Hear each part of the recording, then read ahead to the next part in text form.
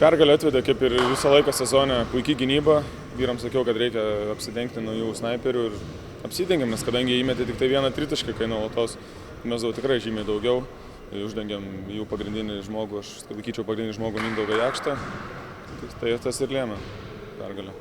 60 taškų jūsų komanda šiandien praleido prieš lyderius, prieš buvusius lyderius, galbūt dabar susvyruos jų pozicijos, bet tai džiugina jūs asmeniškai? Labai džiugina vyrų gynyba, nes kadangi mes sezono pradžią pradėjom labai suprastą gynybą, o praeitais metais užbaigėm 3 vietoje palei gynybą ir dabar esame 3 vietoje palei gynybą. Tai aš visą laiką akcentuoju, pirmą reikia apsiginti, o tada užpulti.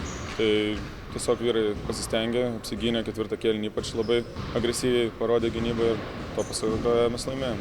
Rungtynių pradžia, -10 ir šioks toks šaltas dušas, šokelis? Jo, žymiai labai šaltas dušas, nes kadangi mes nesitikėjom tokios agresyvios gynybos, varžovai labai agresyvią gynybą parodė, todėl ne veltui stebėjausi, kad jie yra pirmi palei gynybą visoje lygoje. Tai toksai buvo šaltas dušas, tiesiog kas čia vyksta, reikėjo paimti tikrai minutės per traukėlį, vyram pasakyti, nusiraminam, davai žaidžiam krepšinį. Nes 5 minutės neįmetam į krepšinį vienas, visi kažko norim lengvų taškų, norim, kad Martynas, mūsų pagrindinis žmogus, ir ruošiasi mestų tos lengvus taškus, o jų nėra, reikia kitiems imtis iniciatyvos ir toks davusi šokas, bet gerai, kad mes po jo atsitėsim, antram kėlinyje išlyginom situaciją. Ir tiek. Tai aišku, dar rūbiniai vyrams sakiau, nes jie labai gerai sužaidžia pirmą kėlinį. Atsilaikykim kiek įmanoma tą pirmą kėlinį. Pradžia taip neatsilaikėm, paskui jau stengiamės vytis.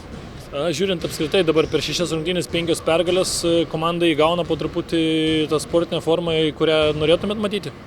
Jo, po truputį jau gaunam tą sportinę formą, visą laiką žiūrim, analizuojam video, kaip reikia gintis, o gynybą susitvarkėm, dabar reikia po biškį tobulinti tą puolimą, nes kadangi kažkaip nebegalim užpulti, laisvi negalim kartais įmesti, užbaigti atakų, kas kur pakirsti.